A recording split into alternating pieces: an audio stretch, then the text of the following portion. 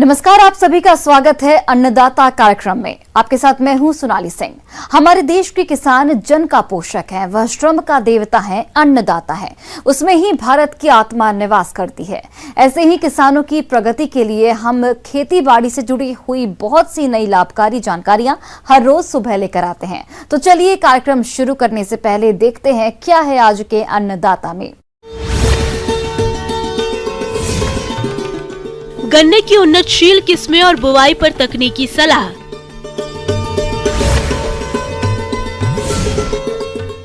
Strawberry की खेती से कमा सकते हैं अच्छा मुनाफा।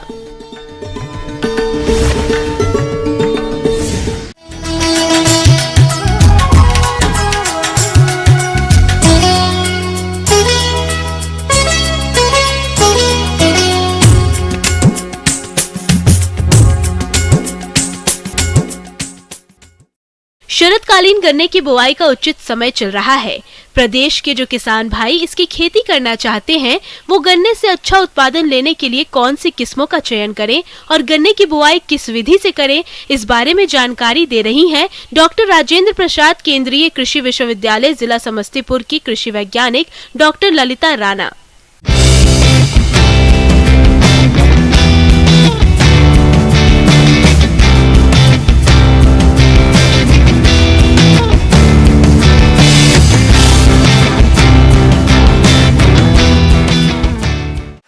तो गन्ना शरतकालीन गन्ना की बुआई लगभग अक्टूबर माह के अंतिम सप्ताह से नवंबर माह के प्रथम या द्वितीय सप्ताह तक कर लेनी चाहिए।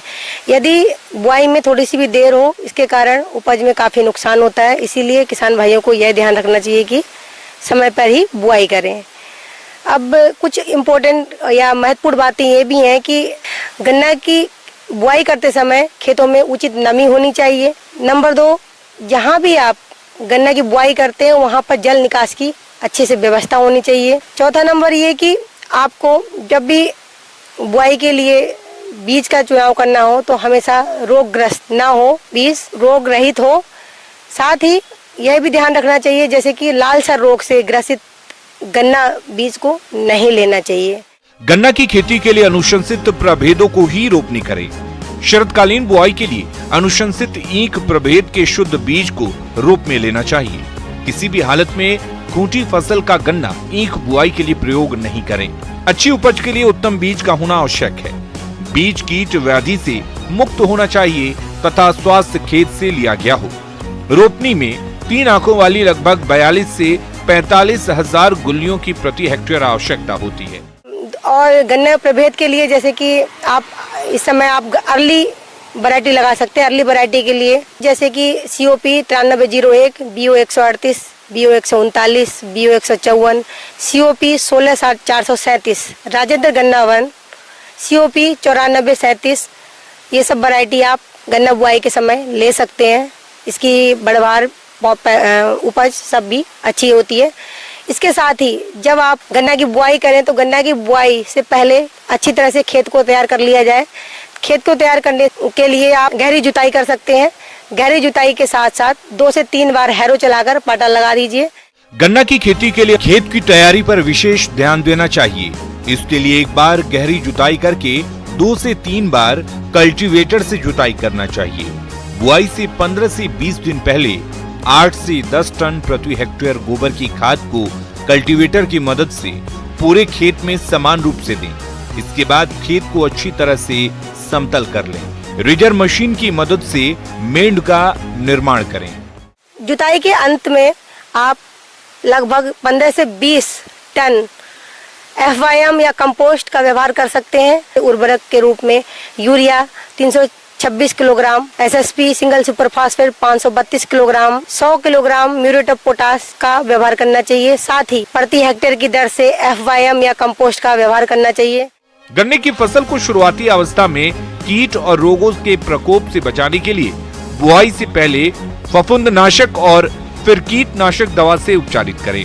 इसके लिए ढीरम 3 ग्राम दवा प्रति लीटर पानी के हिसाब से घोल बनाकर बीजों को 10 से 20 मिनट तक डुबा कर रखें। इसके बाद खेत में बीज की बुआई करें। गन्ना को लगाएं तब उस समय पंक्ति से पंक्ति की दूरी लगभग 90 से 120 सेंटीमीटर की दूरी रखें। गन्ना बुआई के बाद नाली में लगभग 6.25 लीटर की दर से क्लोरपाइरीफास 20% घोलकर व्यवहार करना चाहिए, जिससे कि आपके खेतों में किसी तरह का कीट पतंगों का आक्रमण ना हो। सिराउर विधि। इस विधि में खेत में 20 सेंटीमीटर की दूरी रखते हुए सिराउर खोदते हैं, फिर गन्ने के बीज को सिरा से सिरा मिलाकर नालियों में बिछाकर मिट्टी से ढक देते हैं। गड्ढा विधि। इस विधि में 30 सेंटीमीटर गहरे और 75 सेंटीमीटर व्यास वाले गड्ढे खोदते हैं। इसमें गड्ढे से गड्ढे के केंद्र की दूरी लगभग 100 सेंटीमीटर रखते हैं। इस विधि से प्रति हेक्टेयर गड्ढों की संख्या 9000 तक होती है। ये विधि ऊंचे नीचे क्षेत्र, सूखे क्षेत्र, हल्की लवणीय मृदा वाले खेतों के लिए अच्छी मानी जाती है। गन्ना एक लंबी अवधि वाली फसल है। शरद ऋतु में इसकी बढ़वार देरी से होती है, इसलिए आप इस फसल के बीच में लहसुन, चना, मसूर, राजमा, आलू गोभी, मटर आदि फसलों को अंतर्वर्तीय फसल के रूप में लेकर अधिक मुनाफा कमा सकते हैं। किसान भाइयों, अब लेते हैं एक छोटा सा ब्रेक।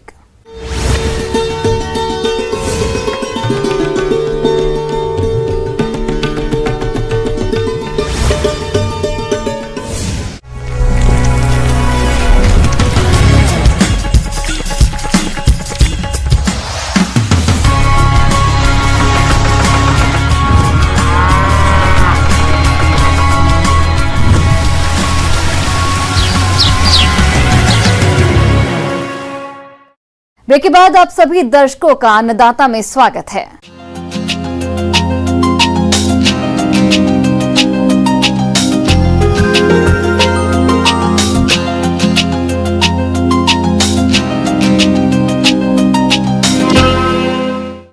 अब किसान परंपरागत फसलों को छोड़कर व्यावसायिक फसलों की खेती को और आगे बढ़ा रहे हैं। अब प्रदेश के कई किसान कृषि उन्नत तकनीकियों को अपनाकर बाजार की मांग को देखते हुए फसलों की खेती कर रहे हैं।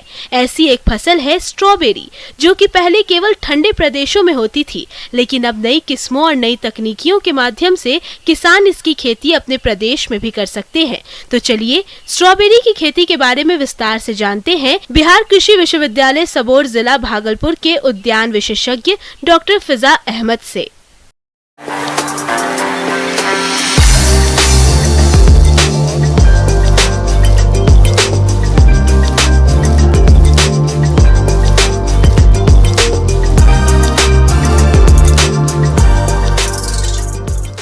आपको मालूम है ये स्ट्रॉबेरी जो खेती होती है ये हमेशा उस प्रदेशों में होती है जहाँ का तापमान जो है जाड़े के मौसम में बहुत कम होता है।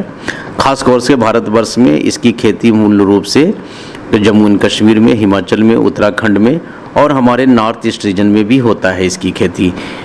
तो यहाँ पे हम लोग खेती कर सकते हैं। तो स्ट्रॉबेरी की खेती की विस्तृत जानकारी के लिए सबसे पहले जो इम्पोर्टेंट है उसमें है खेतों का चयन। खेतों का चयन बहुत अहम है। खेतों का चयन हम करने के लिए सबसे ज़रूरी है कि खेत जो है आपका समतल होना चाहिए, दोमट मिट्टी होनी चाहिए, उसमें जल भराव नहीं होना चाहिए, जल की निकासी बड़ी समुचित तरीके से होनी चाहिए। अगर खेत में नमी कम हो तो खेत में एक पलेवा कर लें। इसके बाद मिट्टी पलटने वाले हल से जुताई करें। इसके बाद एक जुताई देसी हल तथा 2 जुताइयां कल्टीवेटर से जोतकर खेत में पाटा अवश्य लगाएं। जब ये आप खेत चयन कर लेते हैं तो खेत में आपको पोषक प्रबंधन का भी जो बहुत ज़रूरत होता है। तो स्ट्रॉबेरी की खेती के लिए गोबर की मात्रा, चाहे वर्मी कंपोस्ट हो चाहे गोबर की मात्रा हो, ये करीब 10 टन के हिसाब से प्रति हेक्टेयर के हिसाब से प्रत्येक खेत में डालना चाहिए। ये हो गया खेत के चयन की बात। स्ट्रॉबेरी में फल में रंग का होना बहुत ज़रूरी है। अगर रंग अच्छा नहीं आता है तो किसानों को पैसा नहीं मिलता है। उसके लिए पोटाश का एप्लीकेशन होना बहुत ज़रूरी है। पोटाश एक अहम खाद है। तो 1 हेक्टेयर के लिए कम से कम 150 से 200 केजी नाइट्रोजन, उसके बाद हमारा जो है करीब 100 केजी फास्फोरस और करीब 200 केजी से 250 केजी पोटाश की मात्रा की आवश्यकता होती है। चाहे आप इसको आप पौधे में लगा दें, चाहे आप फर्टिगेशन के थ्रू करें, जिस तरह से भी करें, तो इसका ये खाद की मात्रा होना बहुत ज़रूरी है। स्ट्रॉबेरी को लगाने से पहले खेत में बेड को तैयार कर लेना चाहिए। इसके लिए खेत में उठी हुई क्यारी बनानी पड़ती है। बेड की चौड़ाई लगभग 2 फीट रखें और बेड से बेड की दूरी 1.5 फीट रखें। बेड बनाने के बाद ड्रिप इरिगेशन की पाइपलाइन बिछा दें। इसके बाद स्ट्रॉबेरी के पौधों को लगाने के लिए प्लास्टिक मल्चिंग बिछाएं, जिसमें 20 से 30 सेंटीमीटर की दूरी पर मल्चिंग में छेद कर लें। छेद करने के बाद पौधों की रुपाई कर सकते हैं। तो इम्पॉर्टेंट है कि कौन सी वैरायटी यहाँ लगानी है। जैसे हम लोगों ने ये जो टेस्ट करके देखा है कि यहाँ कैमी रोज़ा वैरायटी जो है बहुत अच्छा चला है, वो वैरायटी का अगर आपको मिलता है रनर तो आप ले सकते हैं। नहीं तो बहुत सारे किसान औरंगाबाद में इसकी खेती कर रहे हैं। जो खेती करना चाहते हैं वो एक बार औरंगाबाद में कृषि विज्ञान से संपर्क करें और संपर्क करने के बाद वो किसानों के खेत पे भी जा कर के एक बार मुआयना कर लें कि वो किस तरह से खेती कर रहे हैं और उनकी कितनी लाभ हो रही है। तो आपको एक जनरल आइडिया डेवलप हो जाएगा कि इस खेती की तरफ में बढ़ना चाहिए। मैं तो कहता हूँ कि आप रनर प्रोडक्शन न जाए, हर साल आप बच्चा बाहर से खरीदें लगाने के लिए, तो हम समझते हैं कि आपको मुफीद होगा। तो हमारे यहाँ इसका जो लगाने का उचित समय है वो 15 अक्टूबर के बाद है। जब थोड़ा ठंडा आने लगता है तो इसका हम लोग रनर को लगाते हैं। हम लोग क्या करते हैं, रनर या तो बहुत सारे किसान जो प्रोग्रेसिव फार्मर है कैलिफोर्निया से भी रनर मंगवा रहे हैं और जम्मू कश्मीर से भी मंगा रहे हैं, हिमाचल प्रदेश से भी, महाबालेश्वर पे सारे लोगों से मंगा रहे हैं। तो ये 1 हेक्टेयर पौधे में आपको करीब इसमें मेरे हिसाब से 40 से 50 हज़ार रनर लगेंगे इसके पौधे में, कम से कम इतने पौधे आपको लगाने होंगे। और एक रनर का कीमत जो है वेरी करता है 2 रुपया से 10 रुपया तक। 1 हेक्टेयर फसल की रुपाई करने के लिए 44 से 45 हजार रनर की आवश्यकता पड़ती है। रुपाई से पूर्व रनर की जड़ों को वाबिस्टीन के 0.1% घोल में 5 से 10 मिनट तक उपचारित कर लेते हैं। इसके बाद स्ट्रॉबेरी के रनर को मुख्य खेत में रोपाई के लिए ले जाते हैं। है कि इसकी दूरी कितने पे लगानी चाहिए और कैसे लगानी चाहिए। इसमें होता है कि एक डबल रोज ही सिस्टम होता है। आप जो है 90 सेंटीमीटर की एक चौड़ी, जैसे आलू में बनाते हैं उसी तरह का चौड़ी पट्टी बना लें और उस 90 सेंटीमीटर के बीच में 60 सेंटीमीटर का नाली बनाएं, फिर दूसरा मेड़ बनाएं। इसी तरह से आप खेतों में बना लें और पौधों की दूरी जो है 30 सेंटीमीटर और रो की दूरी 45 सेंटीमीटर लगाएंगे। अगर इस तरह से आप पौधा लगाएंगे तो करीब 45 से 50 हज़ार तक पौधा 1 हेक्टेयर में आपका लग जाएगा। फल पे 70% फल रंग लाल हो गया है तो इसकी तुड़ाई करनी चाहिए दूर के मार्केट के लिए। अगर लोकल मार्केट है तो 80 से 90% जब फल लाल हो जाए तब आप तोड़ लीजिए। अत्यधिक नाजुक होने की वजह से स्ट्रॉबेरी के फलों को छोटे एवं पारदर्शी प्लास्टिक के डिब्बों में पैक करते हैं। एक पैकेट में 200 ग्राम फल भरा जाता है। इन भरे हुए डिब्बों को गत्ते के 2 टुकड़ों के बीच रखकर टेप से चिपका देते हैं। इस प्रकार से पैक किए गए डिब्बों को सड़क एवं रेल मार्ग द्वारा दूर स्थानों तक पहुंचाया जाता है। अगर आपके पास कूल चैम्बर है तो कूल चैम्बर में आप उसको 2 से 3 डिग्री के टेम्परेचर पे अगर 5-6 घंटा रख देते हैं तो उसके बाद अगर मार्केट भेजते हैं तो उसकी लाइफ और बढ़ जाएगी। ये स्ट्रॉबेरी के लिए बहुत ज़रूरी है।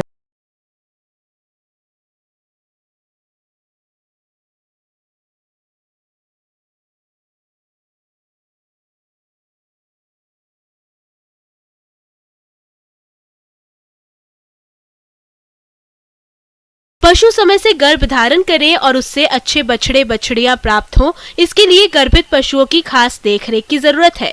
लेकिन अक्सर पशुपालकों को इनकी सही देखरेख की पूरी जानकारी नहीं होती है, जिससे उन्हें काफी नुकसान होता है। इसलिए आज हम गर्भित पशुओं की सही देखरेख और प्रबंधन के बारे में जानकारी लेकर आए हैं, जिसे हमारे बीच साझा कर रहे हैं रांची के पशु चिकित्सक डॉक्टर आलोक पांडे।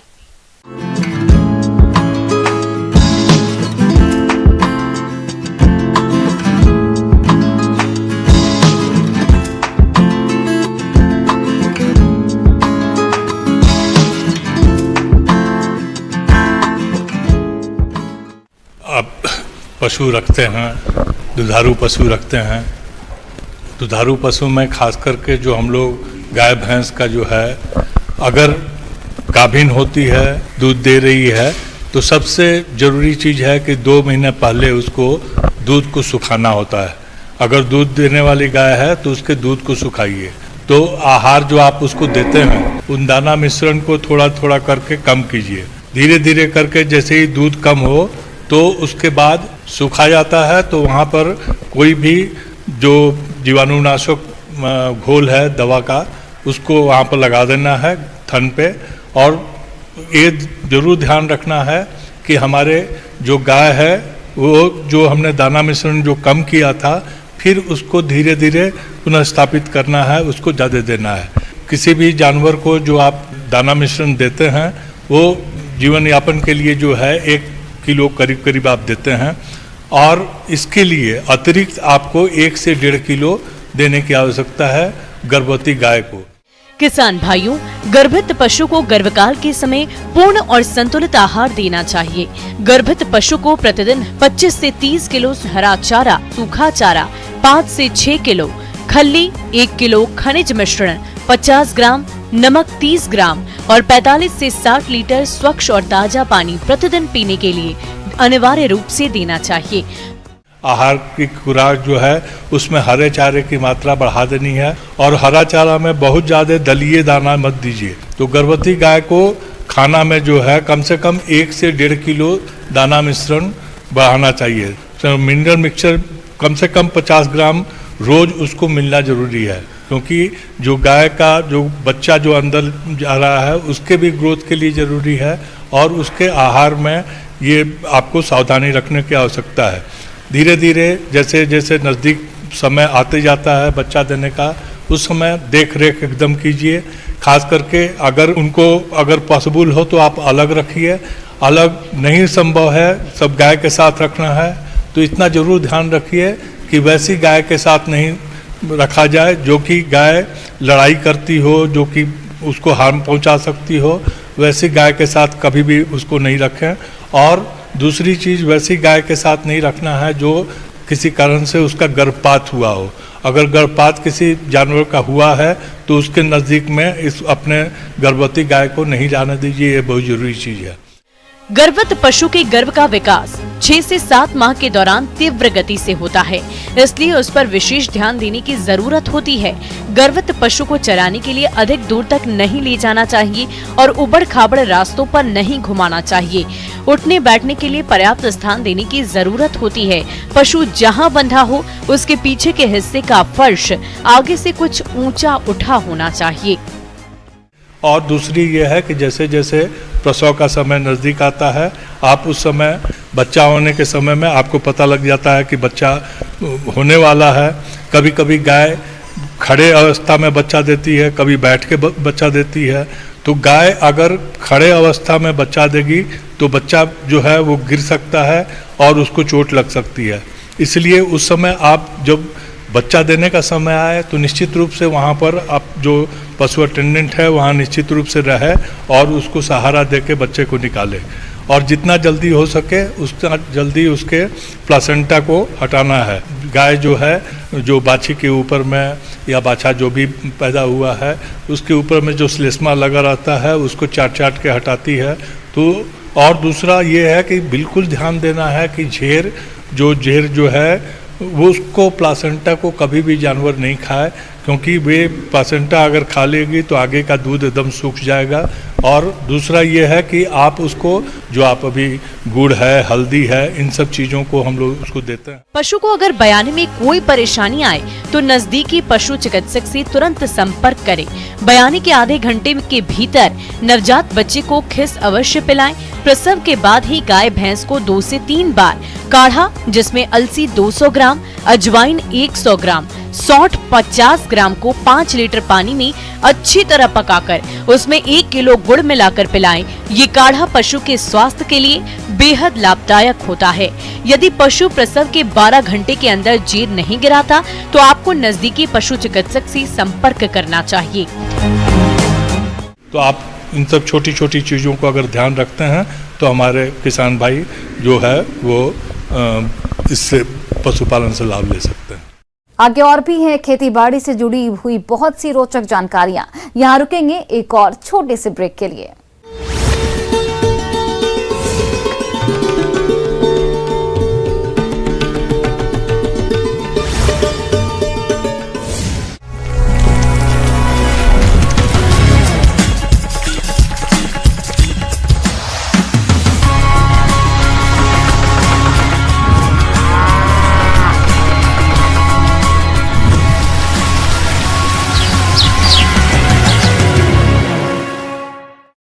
ब्रेक के बाद एक बार फिर से आप सभी दर्शकों का अन्नदाता कार्यक्रम में बहुत बहुत स्वागत है।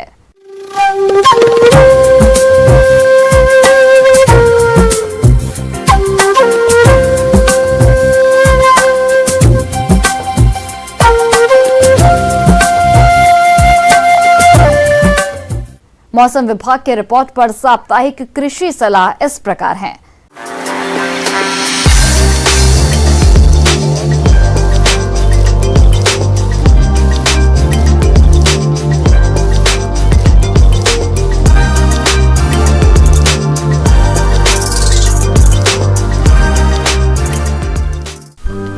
मौसम विज्ञान विभाग भारत सरकार और बिरसा कृषि विश्वविद्यालय रांची के द्वारा भेजे गए मौसम रिपोर्ट के अनुसार रांची और इसके आसपास के इलाकों में रहने वाले किसानों को सलाह दी जाती है कि मौसम पूर्वानुमान की अवधि में हल्के बादल छाए रहेंगे। इस दौरान आगामी दिनों में कहीं कहीं जगहों पर हल्की बारिश होने की संभावना है।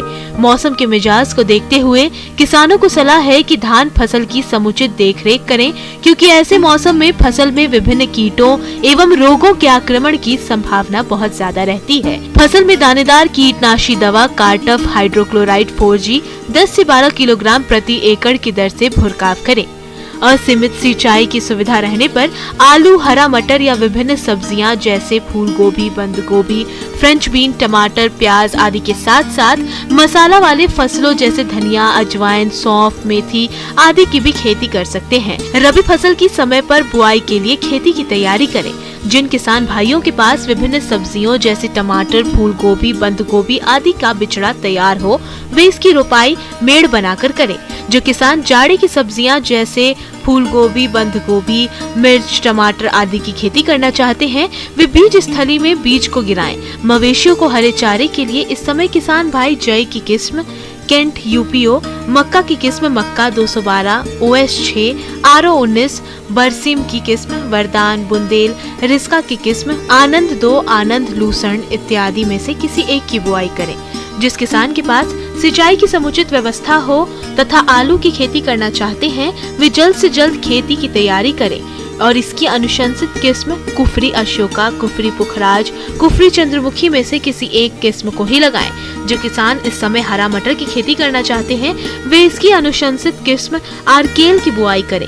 इस समय धान की फसल पुष्पम अवस्था में है और इसी अवस्था में गंधीबग कीट के आक्रमण की संभावना रहती है, जो फूलों के रस को चूस लेता है, जिससे दाने नहीं बन पाते हैं। इसलिए किसान भाई निरंतर अपने फसल की देखभाल करें तथा इन कीटों का आक्रमण होने पर कीटनाशी दवा क्लोरपाइरिफास या मिथाइल पाराथियान धूल का भुरकाव 10 किलोग्राम प्रति एकड़ की दर से साफ मौसम देखते हुए करें।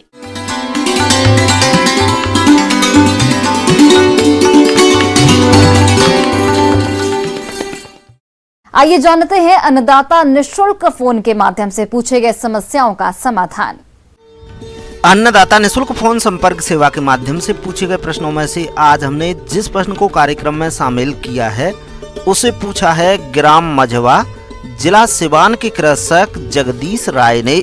ये जीरो टिलेज विधि से आलू की बुआई तकनीक के बारे में जानकारी चाहते हैं। तो जगदीश राय जी, आपकी जानकारी के लिए प्रस्तुत है कार्यक्रम का ये अंश।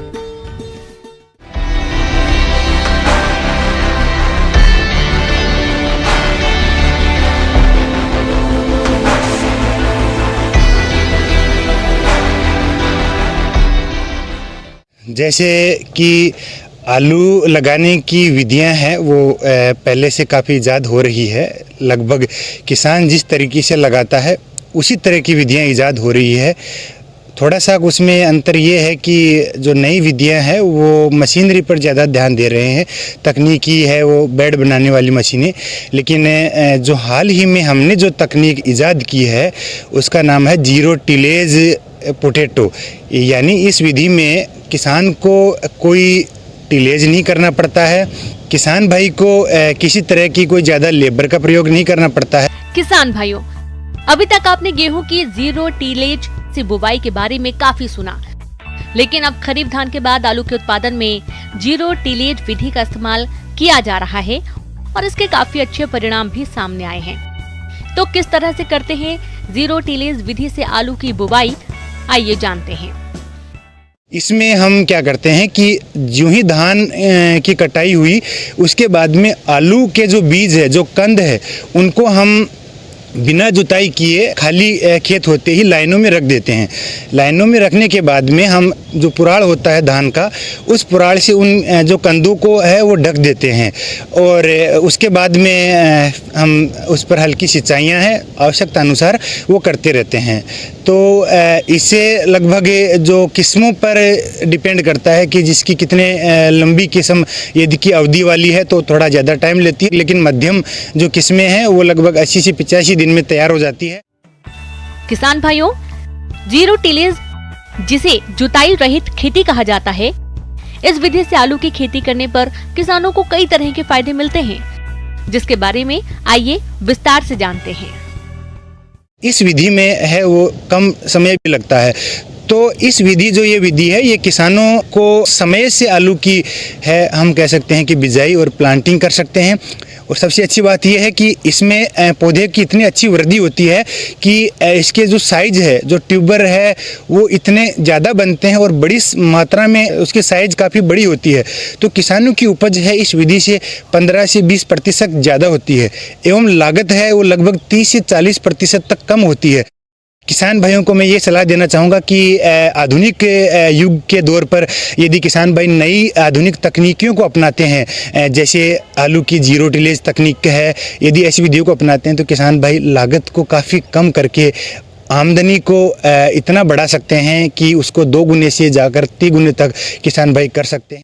किसान भाइयों, कृषि संबंधित समस्या या सुझावों के लिए आप हमें इस पते पर संपर्क कर सकते हैं। प्रोड्यूसर अन्नदाता, news 18 Bihar Jharkhand, Ramoji film city Hyderabad 501512। साथ ही आप हमें ईमेल भी कर सकते हैं। हमारा ईमेल आईडी है p18annadatabihar@news18.com।